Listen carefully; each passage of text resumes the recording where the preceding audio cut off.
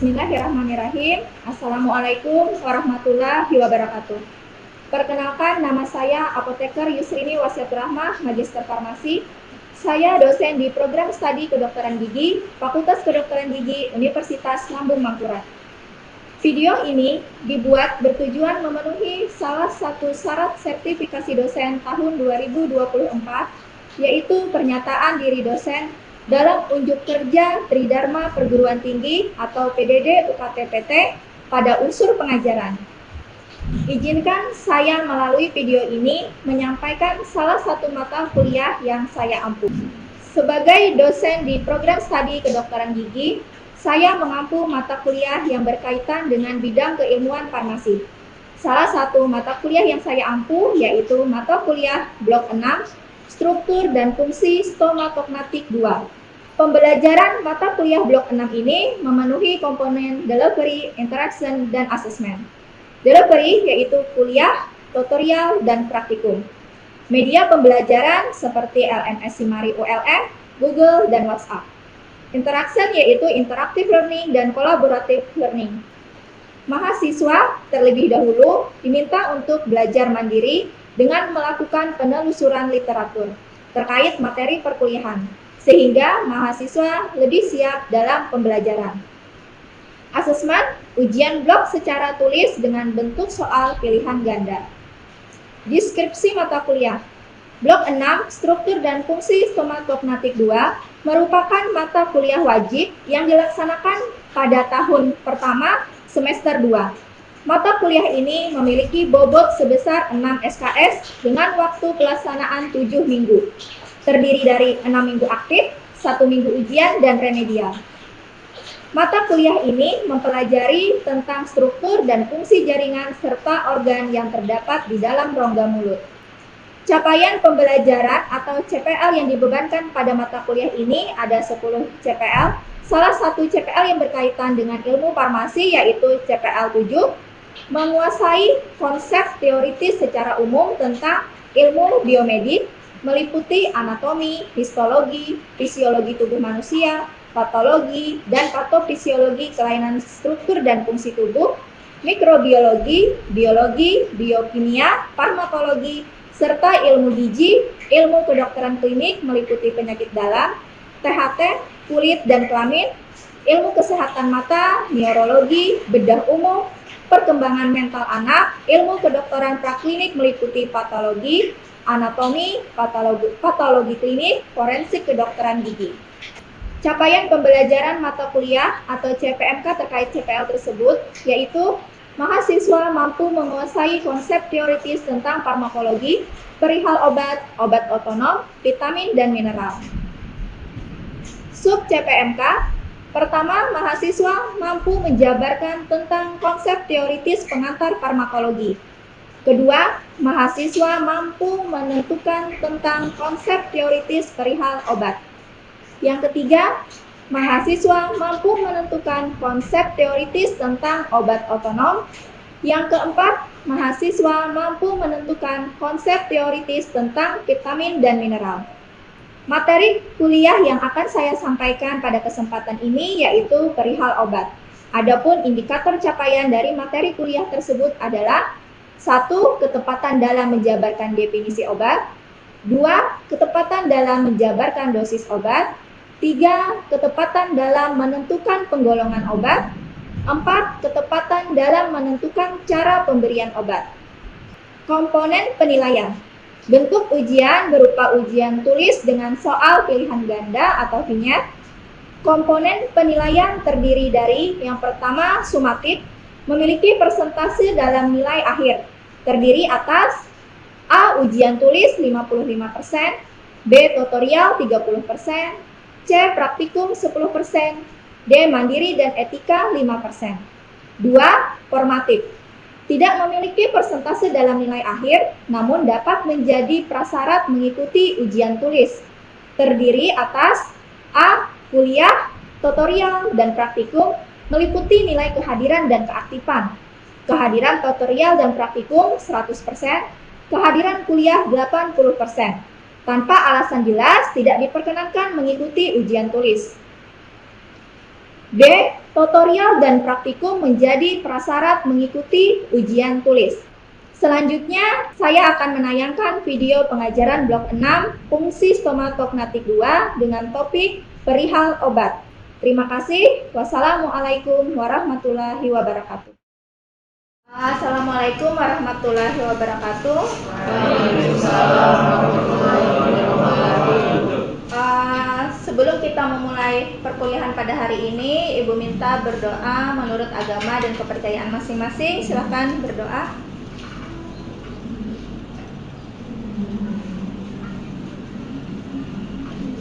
Selesai. Sebelumnya, bagaimana kabar kalian semua hari ini? Kita hari ini materinya tentang apa? Perihal obat. Sebelumnya ada yang belum pernah minum obat? Sudah semua ya, sudah pernah minum obat berarti ya. Pada pertemuan sebelumnya tentang pengantar farmakologi itu sudah ada Ibu minta untuk membaca literatur terkait perkuliahan pada hari ini ya. Nah, mungkin kita masuk dulu.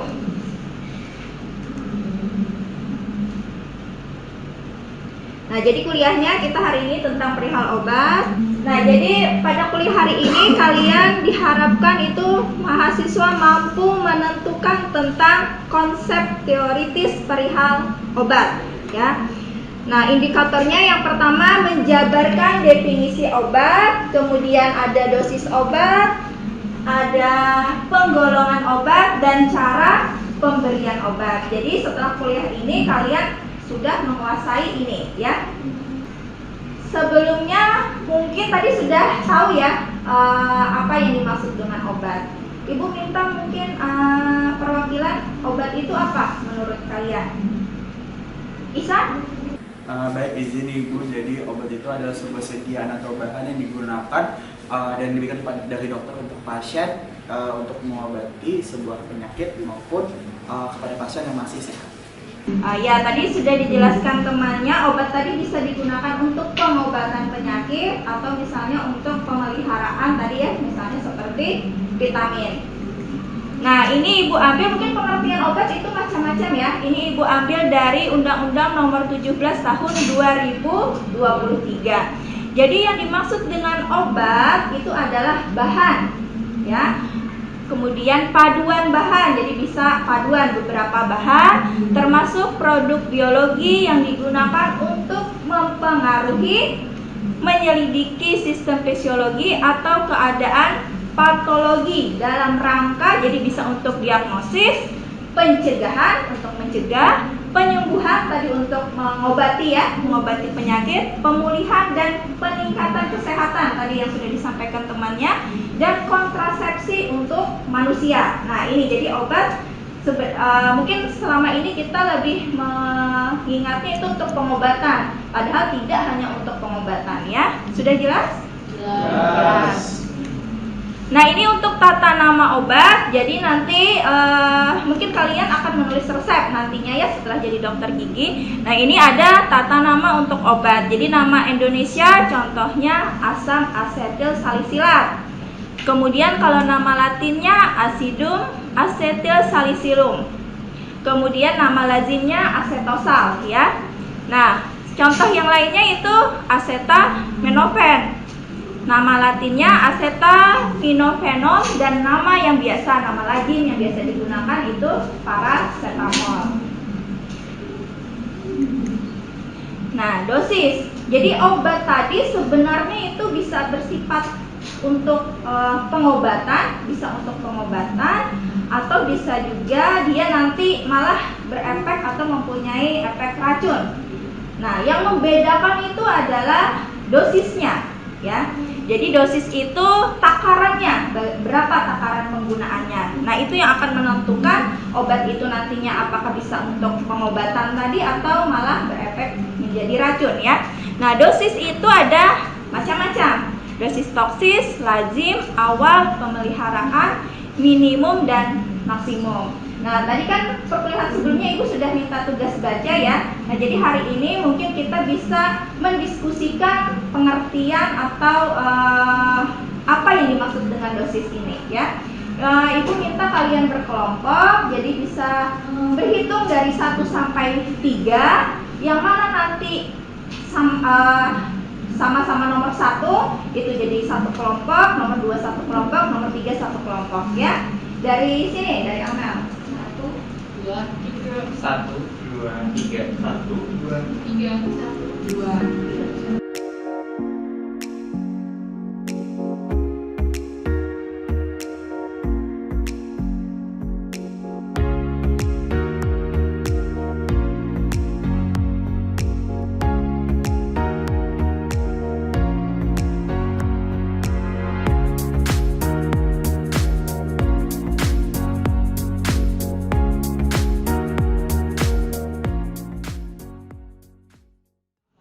Sudah diskusinya, tadi sudah Ibu beri waktu ya.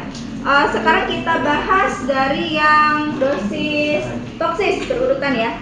Siapa yang mau menjawab? Ya silakan kelompok 1. Ya. Izin menjawab Ibu, jadi untuk yang tadi kami pelajari, dosis toksis itu adalah dosis di mana pemberian obat itu dapat menyebabkan keracunan tetapi tidak dapat menyebabkan kematian. Menyebabkan keracunan. Yang lain? Sama jawabannya? Sama ya. Ya, jadi dosis toksis itu dosis yang jika kita memberikannya pada dosis toksis itu bisa menyebabkan keracunan. Artinya dia lebih dari dosis terapi ya. Nah, jadi obat itu kalau dia sudah lebih dari dosis terapinya itu juga bisa nanti menyebabkan keracunan ya. Jadi dosis toksis dosis yang jika diberikan itu dapat menyebabkan keracunan ya. Yang kedua dosis lazim. Siapa? Ya, silakan kelompok 2. Baik Ibu, terima kasih atas kesempatannya. Saya perwakilan dari kelompok 2. Izin menjawab untuk dosis lazim. Untuk dosis lazim itu biasa disebut juga dengan dosis terapi. Seperti namanya, dosis lazim itu kan biasa. Jadi takaran yang diberikan kepada pasien itu dalam keadaan biasa dan tujuannya dapat menyembuhkan. Mungkin itu saja dari kami. Ada lagi jawaban yang lain? Sama ya. Jadi dosis lazim itu atau tadi bisa juga disebut dengan dosis terapi ya. Jadi itu takaran yang diberikan untuk pengobatan. Jadi bisa jadi dia ada rentang ya. Jadi di dalam rentang itulah nanti dosis yang bisa diberikan untuk pengobatan atau terapi tadi ya. Jelas ya? Jelas. Yang ketiga dosis awal atau dosis permulaan. Ya, silahkan kelompok 1. Baik, izin Ibu, kami dari kelompok 1. Jadi untuk dosis awal atau dosis permulaan adalah jumlah atau takaran obat yang diberikan kepada pasien pada tahap awal pengobatan, yang mana diharapkan dapat mencapai dari efek terapi atau efek pengobatan itu sendiri. Terima kasih. Ya, jadi ada yang lain lagi beda jawaban? Sama ya. Jadi kalau dosis awal itu dia dosis yang diberikan pada awal ya. Tujuannya untuk mencapai konsentrasi atau kadar terapi ya. Jadi diberikan pada awal pemberian obat. Ya, yang keempat dosis pemeliharaan. Ya, silakan kelompok berapa? Kelompok 3. Kelompok 3. Baik Ibu, izin menjawab kami dari kelompok 3 mengenai dosis pemeliharaan. Jadi dosis pemeliharaan itu adalah suatu dosis atau sejumlah obat yang diberikan dengan tujuan untuk menjaga kadar atau konsentrasi suatu obat di dalam tubuh pada periode tertentu. Terima kasih. Sama ya. Jadi kalau dosis maintenance atau pemeliharaan ini kelanjutan juga dari dosis awal ya. Jadi setelah diberikan dosis awal dia sudah mencapai konsentrasi terapi, maka untuk mempertahankan atau memelihara dosis tersebut pada waktu tertentu itu adalah dosis maintenance atau pemeliharaan yang akan diberikan ya. Kemudian dosis maksimum. Siapa? Dosis maksimum? Ya, silakan kelompok 3. Menjawab Ibu, kami dari kelompok 3. Jadi untuk dosis maksimum itu dosis maksimal yang bisa masuk ke dalam tubuh tetapi tidak menimbulkan toksik terhadap seseorang. Ya. Ada yang lain jawabannya sama? Ya, jadi dosis maksimum itu adalah dosis paling besar atau maksimum yang bisa diberikan untuk tujuan terapi ya. Jadi batas atasnya lah, kalau misalnya tadi dosis itu ada rentangnya, maka batas atasnya itu adalah dosis maksimum. Ya, yang terakhir dosis minimum. Ya, silakan.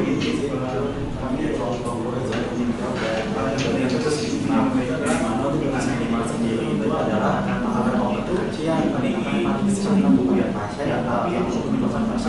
dimana itu bisa ditemukan dan menghindari yang namanya resistance dari pasien itu dapat dan membayar dari pasien untuk kerja.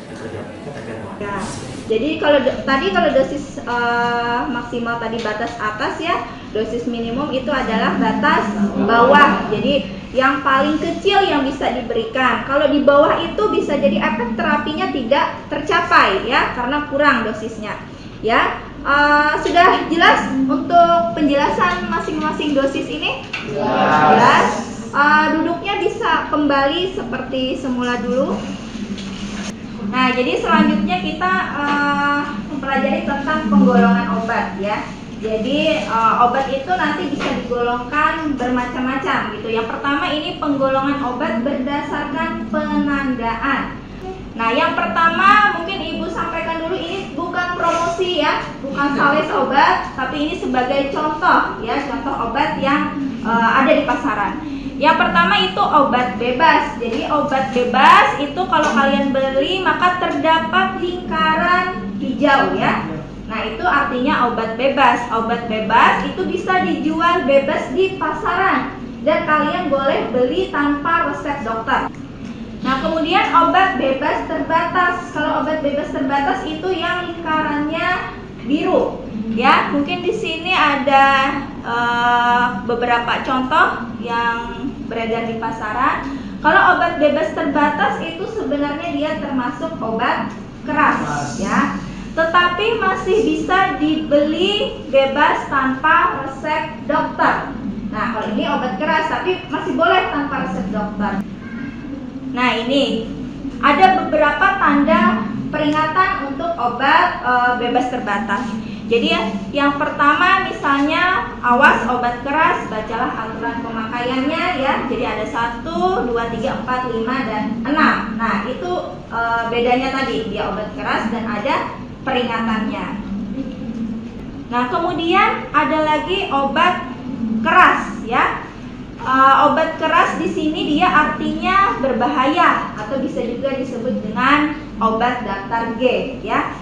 Nah, di sini kalau obat ini hanya boleh dibeli dengan resep dokter. Jadi ada tandanya itu merah, ada huruf K-nya. Nah, itu artinya obat keras. Nah, ini untuk yang termasuk dalam obat daftar G, contohnya misalnya adalah semua antibiotik ya. Nah, tapi ada juga obat keras yang merah tadi ya, itu boleh diberikan tanpa resep dokter, tapi tidak semua obat ya. Jadi ada daftarnya untuk obat keras yang boleh diberikan tanpa resep dokter atau bisa disebut obat wajib apotik ya. Jadi ini ada aturannya lagi, ada beberapa obat keras yang bisa diberikan tanpa resep dokter.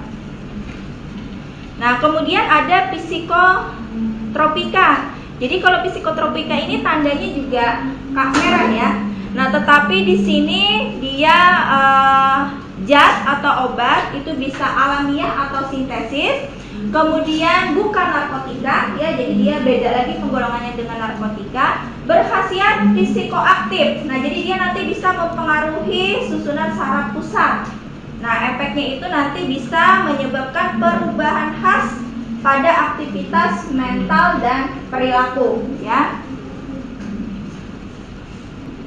Nah, kalau ini narkotika, beda dengan psikotropika tadi. Kalau narkotika dia seperti tanda plus atau tambah yang berwarna merah ya.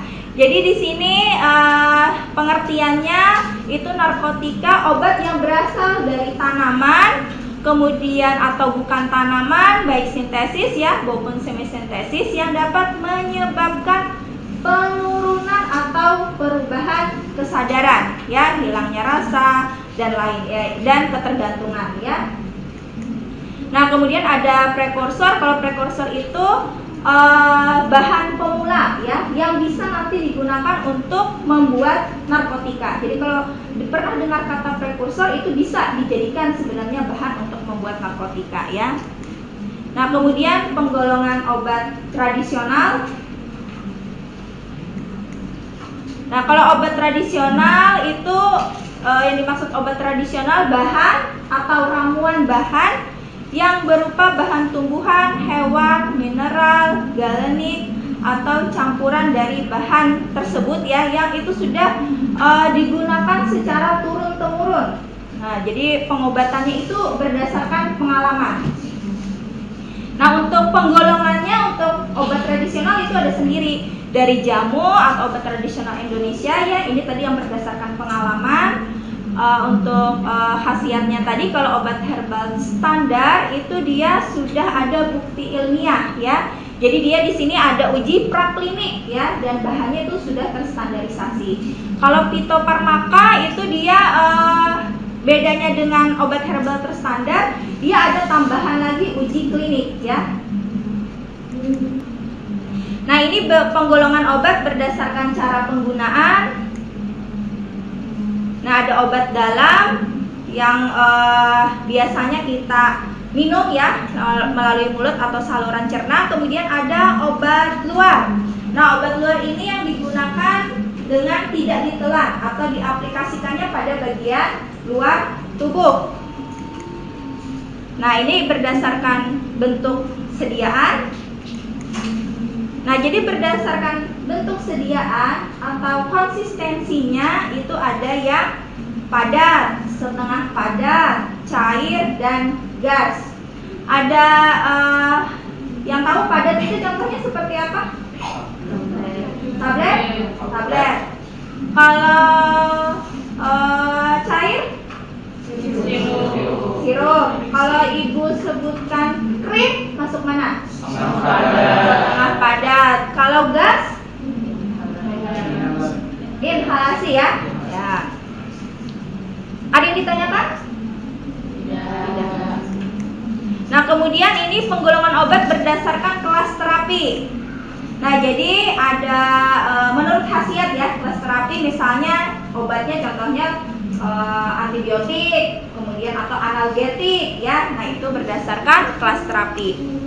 Nah, kemudian kalau cara pemberian obat, yang pertama itu tujuan terapi, indikasi penyakit. Jadi misalnya penyakitnya tadi apa ya, kemudian onset dan durasi obat. Selanjutnya kondisi pasien, kenyamanan dari pasiennya, kemudian keamanan, dapat menelan atau tidak. Jadi kalau misalnya pasiennya tidak bisa menelan, maka jangan diberikan obat yang melalui saluran cerna. Kemudian sadar atau tidak. Kalau pasien tidak sadar berarti kan juga tidak bisa ya kita berikan yang melalui saluran cerna atau oral. Nah, kemudian ini ada sifat fisika kimia obat, ini dari segi obatnya sendiri ya. Nah, kemudian perlu juga dipertimbangkan cara pemberian obat. Jadi untuk mencapai efek optimal itu suatu obat perlu kita perhatikan kapan misalnya pemberiannya ya. Kalau yang kedua efek sampingnya minimal ya. Jadi kapan obat itu yang paling sesuai diminum misal ya. Nah, contohnya di sini ada singkatan ini dari bahasa Latin antequena. Contoh antequena apa? Sebelum makan. Kalau yang bawahnya saat makan. Kalau yang postquena setelah makan. Jadi perlu kita perhatikan. Kalau misalnya ada obat golongan analgetik ya, misal dia mengiritasi lambung, maka sebaiknya diberikan kapan? Setelah makan. Setelah makan ya. Nah, terima kasih. Ini yang dapat Ibu sampaikan. Ada yang ditanyakan? Ya, silakan. Terima kasih banyak Ibu. Sebelumnya perkenalkan nama saya Munari, izin bertanya Ibu Ya. mengenai onset dan durasi itu tadi apa dan bagaimana contoh dari onset dan durasinya? Ya, bagus ya pertanyaannya. Tadi ada sudah Ibu sebutkan. Nih, onset dan durasi ya. Sebelumnya ada yang tahu dulu onset itu apa? Belum ada ya? Nah, jadi onset itu dari kita minum obat sampai mulai timbulnya efek itu adalah onset, ya. Kemudian kalau durasi obat itu adalah lamanya efek obat itu berlangsung sampai hilangnya efek.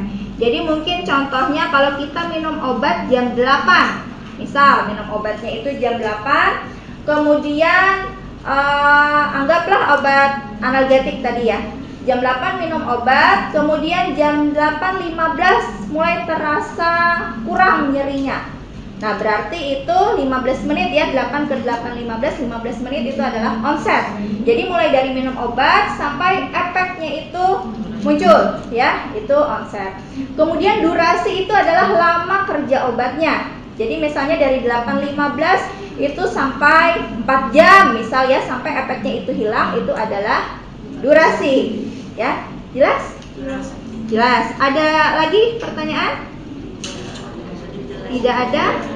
Sudah jelas ya? Jelas. Ya, mungkin sebelum kita tutup, Ibu minta perwakilan untuk memberikan kesimpulan. Siapa yang Baik, izin Ibu, jadi untuk kesimpulan perkuliahan pada hari ini mengenai tentang perihal obat, tadi juga dijelaskan mengenai definisi dari obat itu sendiri berdasarkan Undang-Undang Nomor 17 pada tahun 2023, yaitu adalah suatu bahan, paduan bahan termasuk bahan biologi yang digunakan untuk menyelidiki dari sistem fisiologi untuk pencegahan, penyembuhan, pemulihan, dan lain sebagainya. Kemudian tadi juga dijelaskan mengenai tata nama obat, terdiri dari nama Indonesianya, kemudian nama Latin dan juga nama lazim. Kemudian di sini tadi juga dijelaskan mengenai macam-macam dosis obat yang terdiri dari dosis toksik, kemudian dosis lazim, kemudian ada dosis awal atau dosis permulaan, dan dosis maksimum dan minimum. Kemudian tadi juga dijelaskan mengenai tentang penggunaan obat berdasarkan dari penandaannya, yaitu ada obat bebas yang ditandai dengan lingkaran berwarna hijau, kemudian ada obat